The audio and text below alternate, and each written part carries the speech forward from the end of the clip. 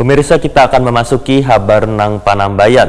Antisipasi wabah virus corona di Kalimantan Selatan, Kantor Kesehatan Pelabuhan Banjarmasin melakukan pemeriksaan 72 kapal asing yang masuk ke Pelabuhan Trisakti Bandar Masih Banjarmasin. Pengetatan pemeriksaan kesehatan tersebut menyusul merebaknya virus corona yang mulai masuk ke Indonesia.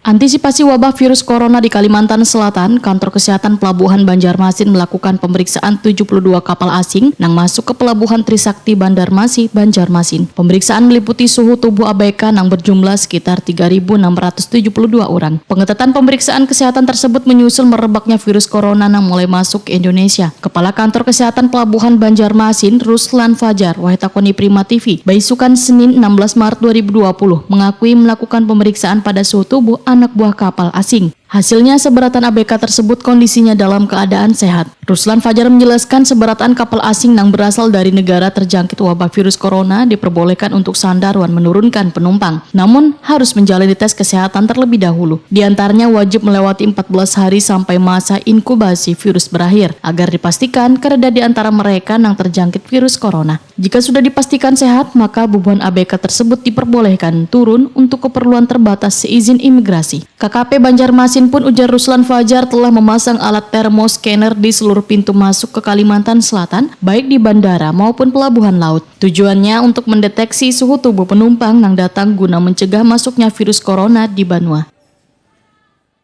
Yang kami periksa dengan jumlah ABK 3.676 yang kita udah periksa semua. Alhamdulillah semua dalam kondisi yang aman. Termasuk yang kapal pesiar kemarin, Pak ya? Ya, termasuk kapal pesiar yang kemarin. Kapal pesiar kemarin itu sebenarnya kapal yang sudah clear, ya sudah clear karena sebelum masuk di Banjarmasin, aku udah minta kepada agennya memo perjalanannya kapal itu.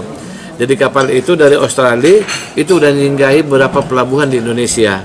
Dan saya berhitung waktu tanggal 14 masuk di Banjarmasin sudah melebihi 14 hari.